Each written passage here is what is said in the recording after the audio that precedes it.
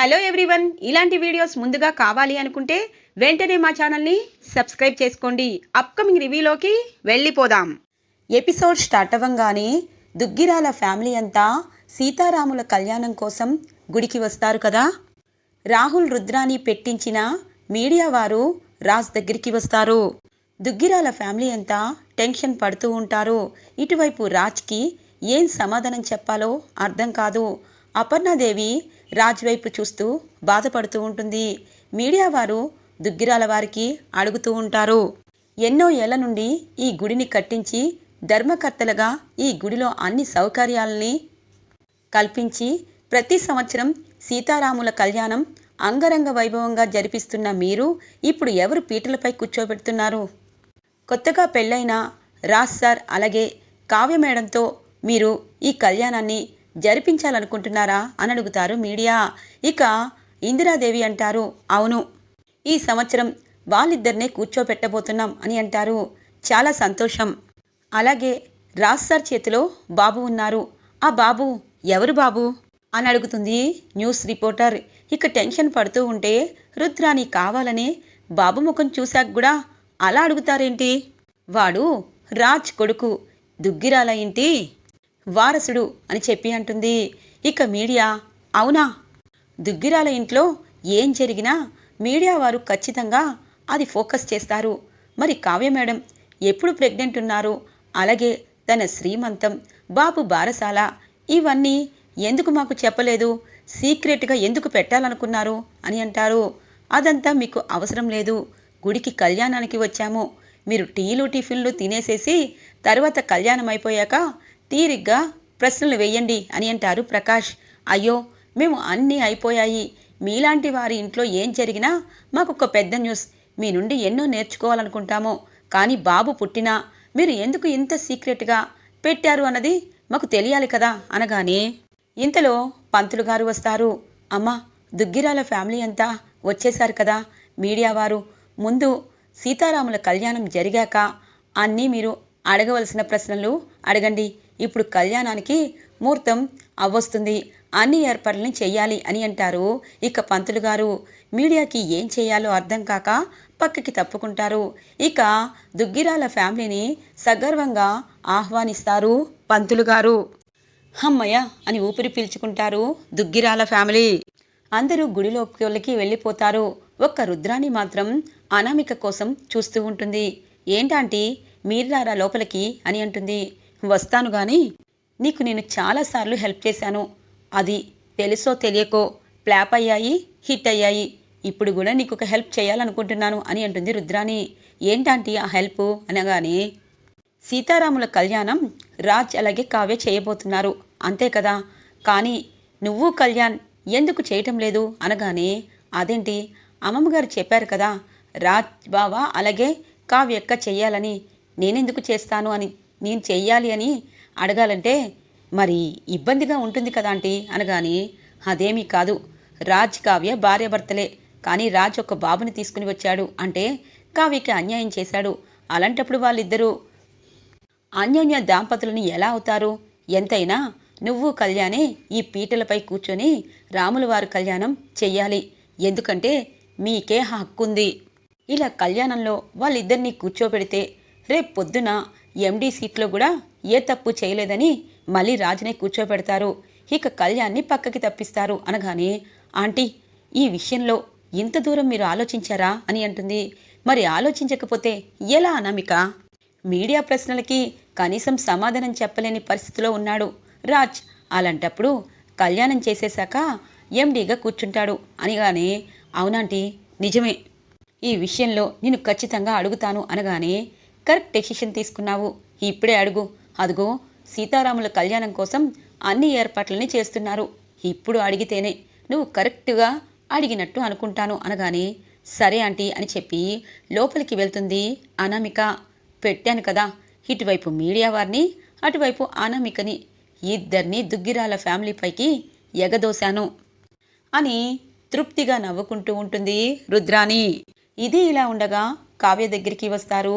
ఇక అప్పు, కనకం, స్వప్న కూడా ఏ కావ్య అన్నీ సర్దేశాను అనగానే అక్క నువ్వేమీ సర్దక్కర్లేదు, నేనే అన్నీ చూసుకుంటాను అనగానే ఆగి కావ్య, ఏంటి ఎక్కడికి వెళ్తున్నావు అనగానే, అమ్మా సీతారాముల కళ్యాణం కోసం మిమ్మల్ని పిలిచాను, అలాగే కళ్యాణం ఇంకా సేపట్లో మొదలవుతుంది, అన్ని ఏర్పాట్లు చేసుకోవాలి కదా అనగానే, సరే నీ భర్త అదే రాజ్ ఆ బాబు గురించి ఏదైనా చెప్పాడా అని అంటుంది.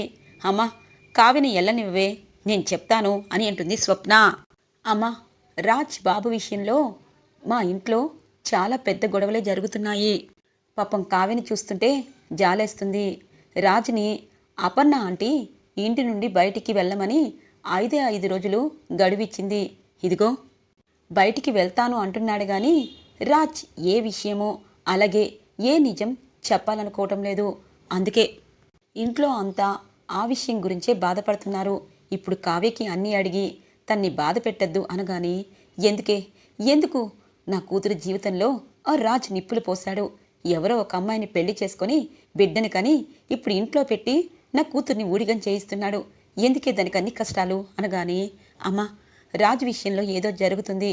రాజు ఒకవేళ బాబుని తీసుకొచ్చినప్పుడే ఖచ్చితంగా తనతో పాటు ఆ బిడ్డ తల్లిని కూడా తీసుకొచ్చేవారు కదా, ఏదో జరుగుతుంది, ఇంకొక వారం రోజుల్లో అంతా క్లియర్ అవుతుంది, అప్పుడు ఏదైనా మాట్లాడచ్చు, ఇప్పుడు మా అత్తింటి వాళ్ళని మీరేమీ మాట్లాడద్దు అని అంటుంది స్వప్న. నువ్వు చాలా మారిపోయావే, మీ చెల్లిని జాగ్రత్తగా చూసుకో అనగానే, అవునమ్మా నేను కావ్యని జాగ్రత్తగా చూసుకుంటాను, తన్ని ఏమైనా అంటే నేను ఊరుకుంటానా చెప్పు, కానీ రాజు విషయంలో నేను ఎందుకు సైలెంట్గా ఉంటున్నాను అంటే రాజ్ చాలా మంచివాడు, నా ముగుళ్ళ కాదు అనగానే, అక్కని జాగ్రత్తగా చూసుకో, అక్క ఏ సమస్య అయినా ఎవరికీ చెప్పదు, తనకు తనే చేసుకోవాలని అనుకుంటుంది అని అంటుంది అప్పు. ఇక దుగ్గిరాల వారంతా కళ్యాణం కోసం ఇక అన్ని ఏర్పాట్లను చేసుకుని పీటలపై కూర్చోవడానికి రాజ్ కావ్య రెడీగా ఉంటారు. ఇంతలో అనామిక వస్తుంది. ఆపండి అనగానే, ఏమైంది అని అంటుంది ఇందిరాదేవి. అమ్మమ్మగారు సీతారాముల కళ్యాణం ఇంకా సేపట్లో మొదలవుతుంది, కానీ నాకొక ప్రశ్న మిగిలే ఉంది అనగానే, అవన్నీ ఇంటి దగ్గర మాట్లాడుకోవచ్చు, ఇప్పుడు కళ్యాణం మొదలవుతుంది అని అంటుంది స్వప్న. నువ్వాగు, సీతారాముల కళ్యాణం జరిపించాలి, కళ్యాణంలో కూర్చోవాలి అంటే అన్ని అర్హతలు నాకు కళ్యాణ్కి ఉన్నాయి అమ్మమ్మగారు అనగానే, ఉన్నాయి, ఇప్పుడు ఎవరు లేవంటున్నారు అని అంటుంది ఇందిరాదేవి. ఎవరు లేరు అనడం కాదు, మీరు రాజ్బావుని కావ్యక్కని కూర్చోబెడుతున్నారు కదా, అందుకే వచ్చి అడుగుతున్నాను, వాళ్ళకసలు ఏం అర్హత ఉందని పీటలపై కూర్చొని కళ్యాణం జరిపిస్తారు అనగానే ఒక్కసారిగా దుగ్గిరాల ఫ్యామిలీ అంతా షాక్ అవుతారు. అనామిక అని అంటారు ధాన్యలక్ష్మి. అత్తయ్య, ప్రతిసారి నా నోటిని బయటికి రానివ్వకుండా మీరు ఎన్ని రోజులు కాపాడతారు? మీకు ఒకటి తెలుసా, చైర్మన్ పదవినే వదిలేసి వెళ్ళిన రాజ్బావా ఇప్పుడు పీటలపై కూర్చొని కళ్యాణం జరిపించడానికి అర్హత కోల్పోయారు. కావ్యక్కకి మోసం చేసి అదిగో ఆ బిడ్డ తల్లికి పెళ్లి చేసుకొని బాబుని తీసుకొచ్చాడు. అలాంటప్పుడు రాములవారి కళ్యాణం చేయడానికి అర్హుడు బావగారు, ఎందుకంటే రాములవారికి ఒకే భార్య ఒకే సీత అని అంటుంది అనామిక. అని అంటారు కళ్యాణ్, నేనేమైనా తప్పుగా మాట్లాడానా? మీడియా వాళ్ళు ఎన్నో ప్రశ్నలు అడుగుతుంటే సమాధానం చెప్పుకోలేక గుడిలో కళ్యాణం చేయిస్తున్నారు. అలాంటప్పుడు ఈరోజు కాకపోయినా రేపైనా మీడియా వాళ్ళకి అన్ని నిజాలు తెలుస్తాయి. అప్పుడు మీడియా వారు ప్రతి విషయాన్ని బ్రేకింగ్ న్యూస్లో వేస్తారు. అదేదో ఇక్కడే రాజ్ అలాగే కావ్య పీటలపై నుండి పక్కకి తప్పుకుంటే విషయం అర్థమైనట్టే అర్థమవుతుంది, సమాధానం చెప్పాల్సిన అవసరం లేదు అనగానే ఇంతలో రుద్రాని మీడియా వారికి చెప్తూ ఉంటుంది. లోపల పెద్ద ఘర్షణ జరుగుతుంది. ఇక్కడున్నారేంటి అనగానే, మేడం మీ ఫ్యామిలీనే కదా అని అంటారు.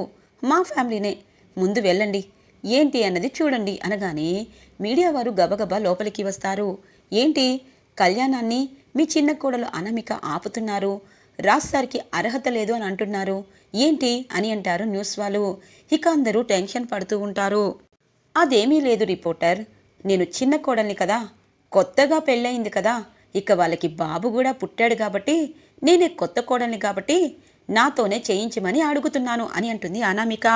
ఆపండి, ఎవరికి వారు నిర్ణయాలు తీసుకుంటారా అని అంటారు సుభాష్.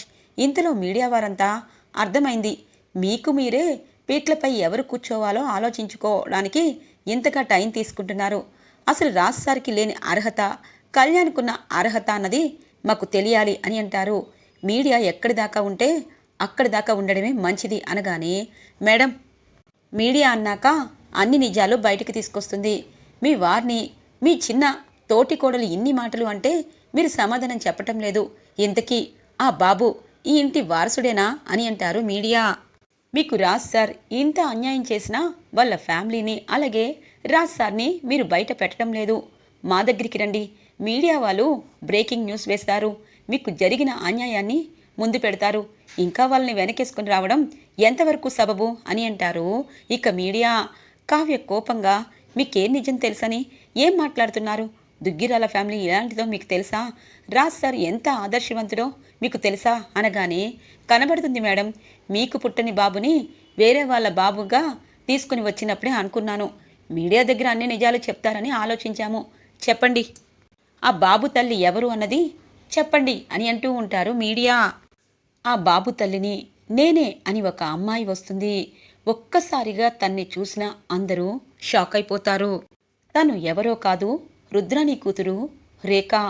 రేఖ బాబు తల్లిని నేనే అనేసరికి అందరూ షాక్ అవుతారు. ఇక సుభాష్ రేఖ దగ్గరికి వచ్చి, అమ్మా, నీ బాబుని నువ్వు తీసుకో అనగానే, మామయ్య, ఇప్పుడు ఈ నిజం నేను చెప్పకపోతే ఎప్పటికీ దుగ్గిరాల వారు ఇలాంటి పనులు చేస్తూ ఇక పరువుగా బ్రతకాల్సిన మనం బయటికి వచ్చేస్తాము.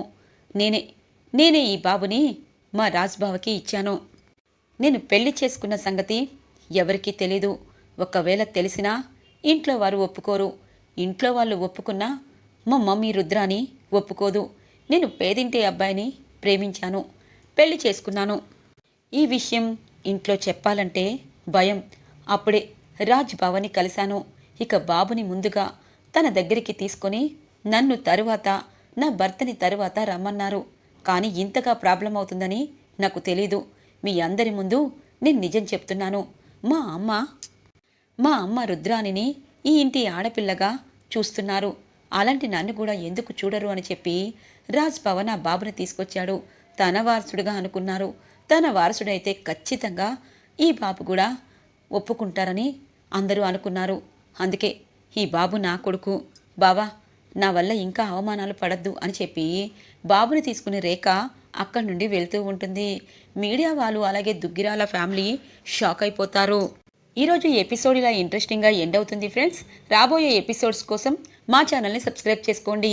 Thanks for watching friends.